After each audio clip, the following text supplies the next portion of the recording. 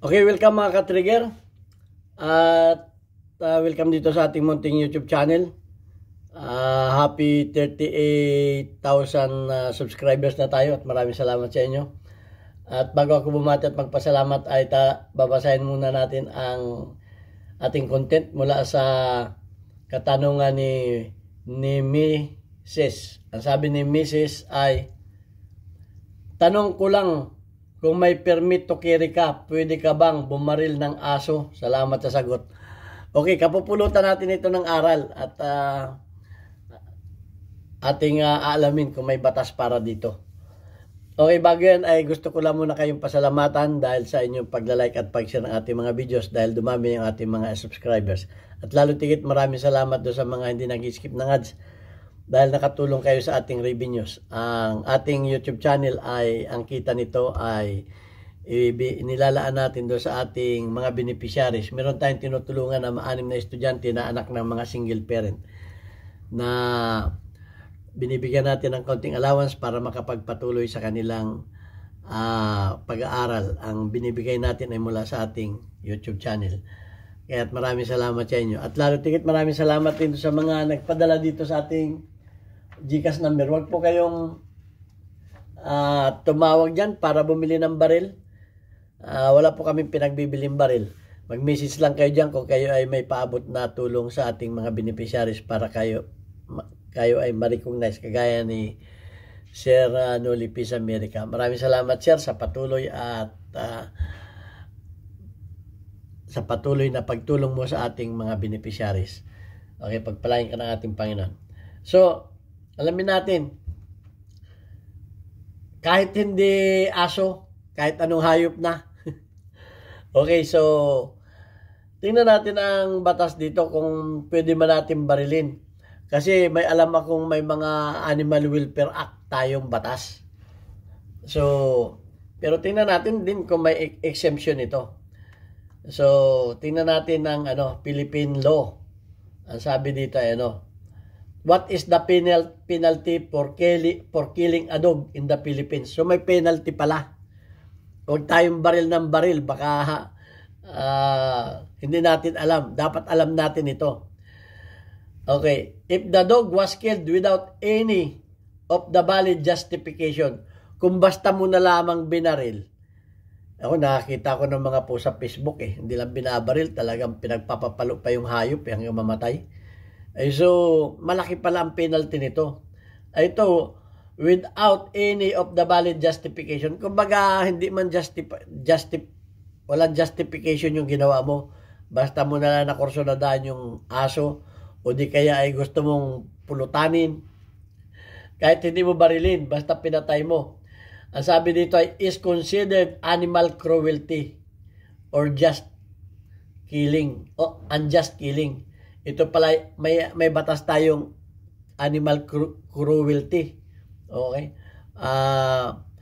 Pagmamaltrato sa hayop, unjust killing, hindi man katanggap-tanggap na pagpatay. Punishable, ito ay may kaparusahan under the law. Penalties under, ito yung batas 10,631, ito yung batas. First offense, ikaw ay magmumulta ng 30,000 hanggang 100,000 fine. Pag sa first offense, malaki-laki din 30,000. Siguro kung yung aso ay medyo may lahi at medyo mamahalin, ay abot ng 100,000. At may pagkakulong ba? Ito. At pwede ka pang makulong ng hanggang 6 na buwan hanggang 2 taon. May pwede ka pang makulong. So, ayan. Ang batas. So, tingnan na pa natin yung ibang dito. May nabasa pa rin ako kasi dito. Kasi meron pa din dito, torturing, maltreating, or neglect of animals.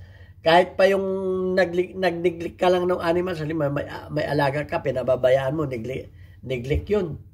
Neglecting any animals. Killing animals without valid justifiable reason. Lalo na kung ginamitan mo ng lason. Nako. Pag baril pa lamang yun ay ginamitan mo pa ng lason, dangerous drugs, or chemicals to kill or capture animals. Kahit anong hayop, gumagamit kayo ng chemicals para mahuli mo yung hayop.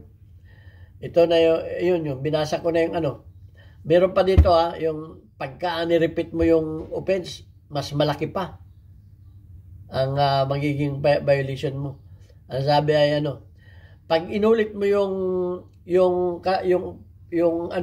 paglabag sa batas na yon ay pwede ka magmulta ng hanggang 250,000 with a higher penalties if the animal dies or for repeat offenses. O pag inulit, halimbawa, ilang beses mo nang ginawa yan, naka-record ka, ayun, hanggang 250,000 ang mo. So, malaki ang the legality. Pero, yun, the legality of possessing the firearms is separate. Siyempre, iba yan. Sabi mo naman, kaya hindi pa pwede tayong kahit pa tayo ay may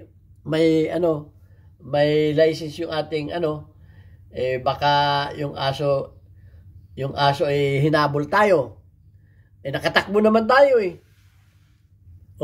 nakatakbo tayo, hindi naman tayo nakagat. Halimbawa, hindi naman tayo nakagat. Pwede natin munang ipadaanin sa magandang usapan, pagsabihan yung may-ari, o yung aso mo nangahabol, ganun.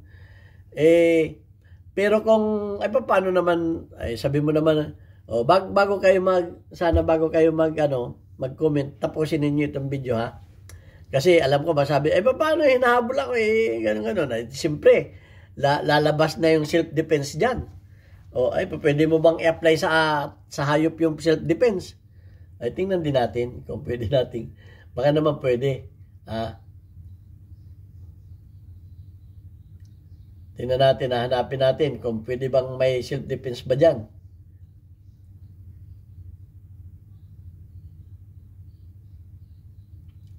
Ito. Paano naman kung tayo ay ina-attack ng hayop o nung aso? Hindi lang ina-attack tayo. Siyempre, mabilis tumakbo yung aso. Yung mga may aso dyan na hindi nakatali. Ito. Ang sabi dito ay yes. Kung tayo ina-atake ng hayop, ng aso, kahit anong hayop, ina-atake tayo. Yes, Philippine law allows for the killing of animals including attacking dog. Kahit anong hayop, kasama na yung aso kung nang-attack yung hayop, yung aso. If it is done to prevent an imminent danger to the life of or limb of human being. Kung tayo ay siyempre aso nakakamatayan. Kahit yung limb, yung ating parte ng katawan, ayaw poprotektahan natin para hindi tayo makagat. Pwede. Ang sabi ay, this action would fall under the justifying circumstances of self-defense. Pumasok sa self-defense. Siyempre, pwede nga tayo sa tao nga, natake tayo ng tao. Pwede natin gamitin yung self-defense. As recognized in the revised penal code. Yan. Pwede yan sa revised penal code. Pero dapat, may yan. May circumstances yan. Ano yung mga legal consideration dyan? Baka naman, kanina tayo hinabol. Nakatakbo tayo. Saka natin binalikan yung aso. Binaril natin, pwede ba yun? Ay tawag sabi din, imminent danger. Dapat yung panahon na yun, malay mo kung hinabol tayo ng aso, nakamotor tayo, hinabol tayo ng aso. Tapos bumalik pa tayo. Bumalik tayo ngayon, binantayan natin yung aso. Kinuha natin baril natin, saka natin binaril. Hindi na yun imminent danger. Kailangan na yung akto. Nasabi dito, the use of lethal force must be stopped immediately. Immediately yung oras na yun Oras na yun, immediately. Immediate. Ongoing. Yung kasalukuyan. Or imminent attack. Yung kasalukuyang inaatake ka. Hindi yung kanina ka inatake, saka binalikan yung aso, ano na yun? Revenge na yun. Attack. that possess a threat of serious harm or death to a person. Ayun. Dapat yung imminent, yung akto. Okay. Reasonable necessity. O, parang ano din parang walang kahalintulad din, katulad din nung nung batas sa ano ito sa self-defense Reasonable necessity. The means used in this case shooting a dog must be reasonably necessary to repel the aggression. Okay. Para mo mapigilan yung pag-aggressor niya, yung pagsugod niya sa iyo, pwede mo siyang barilin. Pero siyempre, ibang usapan kung license o hindi yung baril mo. Dahil baka mas malaki pa yung kaso ng illegal possession of firearms. Dapat yun. Force is only justified for the purpose of meeting aggression, not as an act of the revenge. Yun. Sinasabi ko. Dapat yung panahon na aggressor yung aso. Hindi yung ikaw ay nag-revenge ka lamang, naghiganti ka lang. Halimbawa, yung anak mo ay hinabol ng aso o kinagat ng aso yung anak mo. Tapos na yung pangangagat. Wala na yung imminent danger, tapos na Ngayon, sa galit mo doon sa aso, pinunta mo yung aso, binaril mo. Ay wala na yung imminent danger, tapos na revenge na yun. Yun ang pagkakalam ko dyan. Revenge na yun. Dapat yung akto mismo, imminent, yun mismo. Pero kung tapos na, ay magpabarangay ka na lamang. At malaki ang pananagutan din ng may-ari ng aso dyan. Malaki ang pananagutan na. Hindi naman natin topic yan. Yun ang malaki ang pananagutan ng may-ari ng aso dyan. Kaya pwede kang maghabol do sa aso, do sa may-ari ng aso kung nangyari na. Pero kung actual na nakikita mong hinahabol halimbawa yung anak mo o kahit pa sino.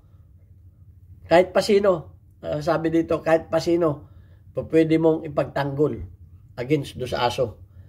Ito yung hindi ko na babasahin yung mga ito na lang babasahin ko. Animal Welfare Act. While the Animal Welfare Act 1998 Republic Act 8485 and amended by Republic Act 10631 generally prohibits the unlawful killing of maltreatment pagpatay, pagmaltrato sa hayop, explicitly provides an exemption while killing necessary to prevent imminent danger of humans.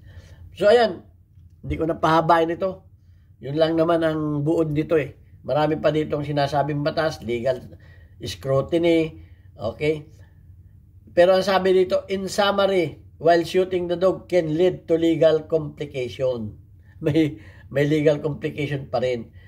It is legally permissible in the Philippines if a person is acting in a good faith. Dapat in good faith yung pagbaril mo sa aso. To protect, para protektahan ang buhay from the immediate and serious threat. Yung immediate yung kasalukuyan and serious threat. Non-lethal method. Kung po pwede naman yung non-lethal method ay pwede mong gamitin, yun ay situation allows. Okay, pwede mong paluin. Hindi man ikamamatay nung hayop, pwede yun. Yun ay allow yun. Allow din yun. Mas lalong allowed naman yun. Yung non-lethal situation na yun. Na pinilayan mo yung aso, mas allowed yun. Kaysa doon sa binaril mo. Pero, kung may baril ka naman at talagang kita mo naman, laki ng pangil ng aso, dadambahin ka na, iba hindi mo babarilin yan. So, yun. Dapat hindi pwede yung dyan, hindi pwede yung nag-revenge. Dapat, ang lesson dito ay yung actual. Actual, hindi yung nangyari na, yung panghabol ng aso, saka mo binaril. Karanasan ko ito nung ako'y bata pa Yung aso ng kapitbahay namin, lahat ng dumadaan doon, hinahabol. Hinahabol yung anak ko, sabi ko doon sa may-ari, yung aso mo, tali mo, kasi kapitbahay namin. Kasi yung aso mo, muntik na makagat yung anak ko At saka lahat ng dumadaan na motor dyan, hinahabol, ay ayaw pa rin niya maniwala. Kinuha ko yung airgun ko. Sa harap niya, binaril ko yung aso. Hindi ba nagreklamo? Hindi naman siya nagreklamo, binaril ko. Pero hindi naman namatay yung aso. Oh. Binaril ko, sabi ko, sinabihan na kita. Pero wag niyong gagawin yon. Wag ninyong gagawin yon kasi may batas na dito, cruelty to animal yon. Sinasabi ko lamang sa inyo na noon ay baka wala pang batas na ganito. Ngayon ay mahigpit na kasi may mga paus na ngayon yung mga samahan ng mga nangangalaga ng mga hayop. Meron na ngayon. Pwede silang magdemanda sa inyo. Lalo ngayon, madaling mag-post sa Facebook. Pag na-post sa Facebook yan, ultimong yung mga yung mga animal may tawag dun. Yung paus. Ito yung paus, oh. Ito yung dogs action by the dog's owner animal welfare. Ito yung animal welfare organization like PAWS. Ito ito yung potentially legal action. Ito yung magbibigay siya ng action. So pag na-post ka sa Facebook, yari ka, bata ka, baka umabot ng 30,000, 250,000. Ang laki ng may first offense, may second offense. So ayan, yun lang ang masasabi ko sa inyo. Kumari, doon sa mga may-ari ng aso na nangahabol, nangangagat, ay itali natin yung aso at ating ikulong. Doon naman sa mga may baril, huwag tayong baril ng baril. Kung maiwasan natin, iwasan din natin, buhay din yan eh. Okay, pero sabi naman ng batas, kung akto na, at talaga nanganganib na yung iyong parte ng katawan na makagat, ay pwede mo talagang barilin. Siyempre, dadaan ka pa rin sa legal battle niyan. Imbestigan ka kung ikaw ay pwede kang mabarangay, tapos pag hindi ka nagkasundo sa barangay, aakit na sa regional trial court, makakamero ng hindi abala rin. Okay, meron pa akong napanood yan, ay nakabot kay Tulpo. Okay, so yan ang ating magandang dyan, kapupulutan ng aral dyan. So yan, tinapi ko lamang yan dahil tinanong sa atin at magkameron tayo ng leksyon para makaiwas tayo sa mga posibleng problema. Okay, ito na yung ating yung ating isang baser isinako ko na dahil sinabihan tayo na tayo tanga. Basta below the belt na yung banat sa atin, isasako na natin yan, i-delete na natin sa ating YouTube channel yan. Okay, kaya okay lang sa akin kung tayo ay pero pag below the belt na yung banat sa atin ay hindi na maganda yan. Okay, Alfredo Isidro, shout out sa iyo. Ito yung number 1 natin na ang gaganda ng mga comment niya. Kapupulutan natin. Actually, yung mga comment ni Alfredo Isidro ay kapupulutan din natin ng aral at ng kaalaman. Kaya shout out kay Ordo Sipay ng Las Piñas. Si Alfredo Isidro, meron kang 100 plus na engagement. Walang absent. Sumubra pa.